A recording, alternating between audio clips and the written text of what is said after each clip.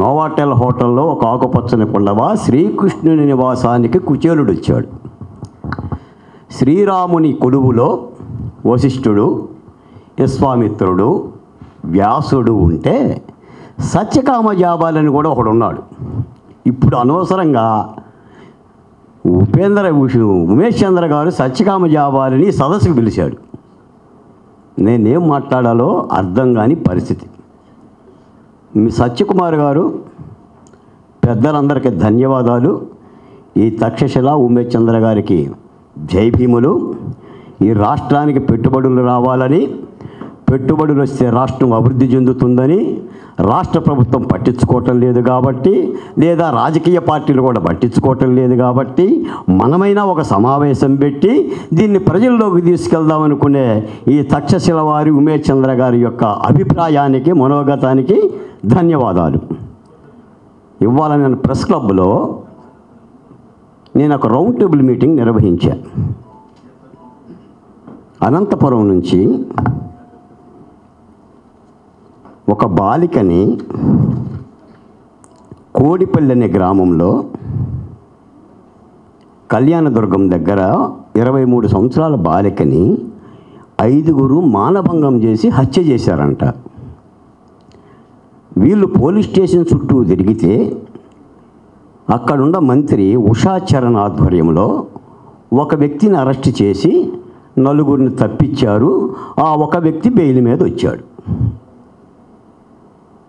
2, రాజమండ్రి నుంచి వీరయ్య అనే ఒక కుర్రోడు నా దగ్గరకు వచ్చి, అన్న ఎస్సీ కమిషన్ దగ్గరికి వెళ్ళా, చైర్మన్ కనిపించటం లేదు, బాలకోటయ్య అన్నకి నా బాధ చెప్పుకుందామంటే నీ అడ్రస్ చెప్పారు, వచ్చానన్నా అన్నాడు. ఏంటి అన్న, నా భార్య పంట చేలో ఉంటే 2 అత్యాచారం చేసి చంపి బావిలో వేసి మూతేశారన్నా, పోలీస్ స్టేషన్లో రిపోర్ట్ ఇచ్చుకున్నా, భార్య కనిపించలా, 4 రోజుల తర్వాత అక్కడే పొలం చేసేవాళ్ళు వాసన వస్తుందంటే ఆ మూత తీస్తే నా భార్య 2 కాళ్ళు ఇలా మునిగి నీళ్ళల్లో చనిపోయి ఉంది, తెచ్చుకున్నానన్నా, కేసు పెట్టాను, అడగ్గా కేసు కట్టారు, 10 రోజుల్లో బయటకు వచ్చాడు. ఎస్సీ అట్రాసిటీ యాక్ట్ కింద 8 లక్షల రూపాయలు శాంక్షన్ అయిందన్నా, డిఎస్పి ఛార్జ్ షీట్ పెడితే నాకు డబ్బులు ఇస్తారు, వాడు ఛార్జ్ షీట్ పెట్టడం లేదు, నువ్వేమన్నా సాయం చెయ్యన్నా అన్నాడు. పెద్దలారా, జడ్జి గారు ఉన్నారు ఇక్కడ. ఇప్పుడు ఆంధ్రప్రదేశ్లో ప్రజలు, అశేషమైన ప్రజలు పెట్టుబడుల గురించి ఆలోచించాలా, మరణ మృదంగం గురించి ఆలోచించాలా? నా ప్రశ్న ఇది, నాదొక చిన్న బేతాల ప్రశ్న. ఇప్పుడు ఏ దావోసెల్లి రాష్ట్ర ప్రభుత్వాన్ని పెట్టుబడులు తెమ్మని మేము అడగాలి, లేదా బతకనిస్తారా, సంపనిస్తారా, చాబగొడతారా, ఉత్సవోస్తారా, శిరోమణనం చేస్తారా, ఏం అడగాలని వాళ్ళు అడిగితే నాకు తెలియక నేను నోవాటెల్ హోటల్కి వెళ్తున్నా, అక్కడ సత్యకుమార్ గారు ఉంటారు, దినకర్ గారు ఉంటారు, పట్టాభి గారు ఉంటారు, గోపాలకృష్ణ గారు ఉంటారు, ఒక మాట చెప్తానని చెప్పొచ్చా. 2వ మాట, వాట్ ఏ ఫెయిత్ దినకర్ గారు, 1600 కోట్ల రూపాయలు రాజధానికి ఇచ్చాం, మేము రాజధానికి పూర్తిగా కమిట్ అయి ఉండబట్టే మేము ఇచ్చాం, లేకపోతే వెనక్కి తీసుకుంటాం అని మాట్లాడుతుందంటే what is your faith, what is your dare? ఇది నోవాటెల్ హోటల్ కాబట్టి బాలకోట ఇలా మాట్లాడుతున్నాడు. ప్రెస్ క్లబ్ అయితే బద్దలు కొట్టుకుంటుంది. రాజధానిలో డబ్బులు వెనక్కి తీసుకుంటామని ఇంకా మాట్లాడుతున్నారంటే what a faith? Central government, that is my right, Amaravati my right, Polavaram my right, హోదా మై రైట్. వాట్ సార్ బాలగడ్డ గారు, కొద్దిగా కొంచెం ఐ అండర్స్టాండ్ యువర్ ఎమోషన్. అంటే ఇక్కడ రాజధాని అంశం వచ్చింది కాబట్టి మాట్లాడుతున్నారు.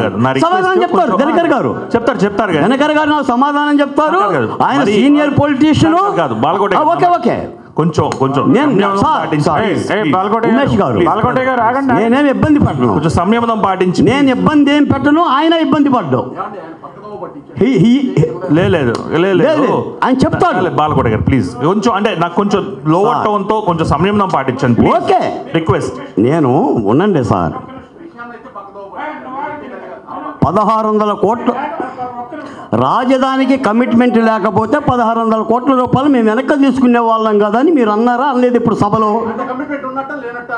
అది తీసుకోండి, 1600 కోట్లు తీసుకోండి సార్.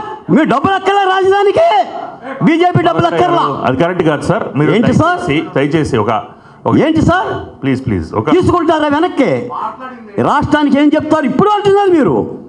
ఇప్పుడు మీరు అంటున్నారు ఏం మాట్లాడతారు? ఏ పరిశ్రమలు తెస్తారు?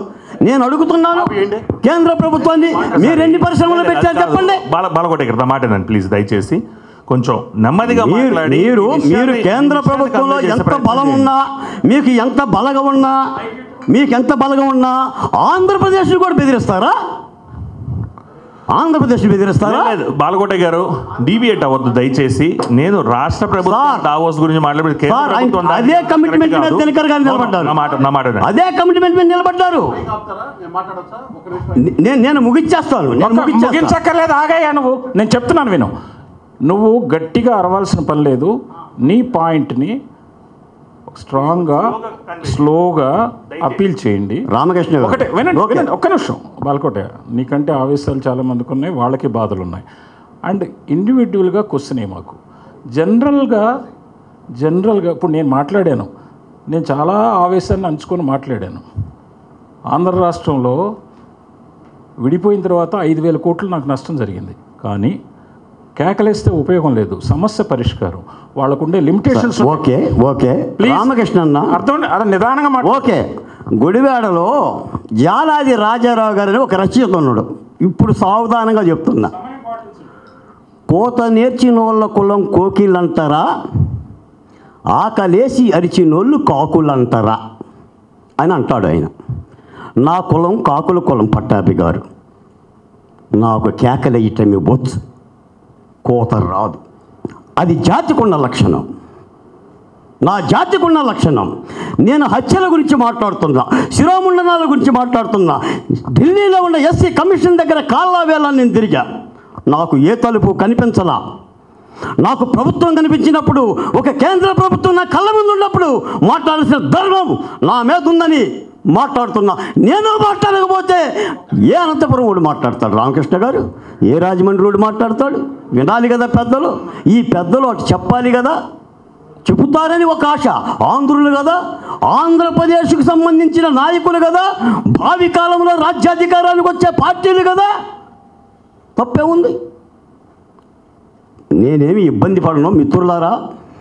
ఈ రాష్ట్రానికి పెట్టుబడులు ఎలా వస్తాయని నేను అడుగుతున్నా. నీకు కొంపే లేదు. Where is your capital? నీకు ఇల్లు లేకుండా ఎవడొచ్చి పెట్టుబడులు పెడతాడని నేను అడుగుతున్నా. ఆయన ఇల్లు ధ్వంసం చేసుకున్నాడు కాబట్టి ఆయనకు పెట్టుబడులు అక్కర్లేదు. ఇందాక ఒక పెద్ద ఆయన అన్నాడు బాలకోటయ్య గారు, రాజకీయ పార్టీల నాయకులు నడపటంలా వాళ్ళు అమాయకమైన ప్రజలు మోసపూరితం చేయబడి వాళ్ళ భుజాల మీద జెండాలు ఎత్తుకొని మోస్తున్నారు, ప్రజలు మోస్తున్నారు, మోసేలా చేస్తున్నారు. కాబట్టి రాజకీయ వ్యవస్థ ఇలా ఉంది, మోపిస్తున్నారు. నాకు ఆ థియరీ నచ్చింది. నిజమే, మేము మోసాం జగన్మోహన్ రెడ్డిని, మోసాం, నమ్మాం, ఇచ్చాం, నష్టపోయాం, బాధపడుతున్నాం. అవతల పార్టీలు పిలవకపోయినా కొట్లాడుతున్నాం. 4 రోజులు పోతే ఏ ఉద్యమకారుడు కనిపించడు, ఎవరు కనిపించరు, మళ్ళీ అధికారమే. అంటే ఏంటి ఈ రాష్ట్రానికి శాపం అని నేను అడుగుతున్నా. ఏ తప్పు చేశాడు ఆంధ్రుడు అని నేను అడుగుతున్నా. విభజనలో అడ్డంగా కోశారు, వీడు అడ్డంగా కోస్తున్నాడని చెప్పేసి యువతల వాడు బాధపడి నేను కాపాడుతానన్నావు. వెంకన్న స్వామి సాక్షిగా అన్నావు, అమరావతి సాక్షిగా అన్నావు. ఒక్క గాయానికి కనీసం వ్యాసిలిన్ రాయలేదు, ఒక్క టాబ్లెట్ అయ్యలేదు. మరి ఎవరు? ఇలా అంటేనేమో పార్టీని అంటారు, అలా అంటేనే ప్రభుత్వాన్ని అంటారు. మాకు ఎలాంటి దోస్తీ లేదంటారు. అంటే నేను అనేది అంటే వెరసి రాష్ట్రం నష్టపోయింది. పరిశ్రమలు మనం దావోస్ ఎందుకు వెళ్ళలేదన్నా ఆయన వెళ్ళడు. అసలు వాళ్ళు డబ్బులు అడిగినా కూడా బట్టలు నొక్కడానికి ఈయన సిద్ధంగా ఉన్నాడు. జడ్జీలకు 2 కోట్ల రూపాయల ఉంగరాలు సమర్పించే ముఖ్యమంత్రికి దావోస్తో పని ఏంటి సార్? ఎందుకంటున్నా ఇప్పుడే చెప్పారు కదా వాసు గారు, ఈ రాష్ట్రంలో డాక్టర్లు బాగుపడ్డారు అంటే ఊరంతా రోగాలమయం, లాయర్లు బాగుపడ్డారు, న్యాయస్థానాలన్నీ కోర్టులమయం. ఏ న్యాయస్థానం ఏం చెప్తుంది? మిత్రులారా అన్నిదా భావించమాకండి. సారీ సార్, సమయం కొద్దిగా ఎక్కువ తీసుకున్నాను, మన్నించండి. ఇది నా అభిప్రాయం. ఇందులో తప్పులుంటే మన్నించండి. సత్యకుమార్ గారికి చెప్తున్న పెద్దలు ధన్యవాదాలు. Like and subscribe Eagle Media Works.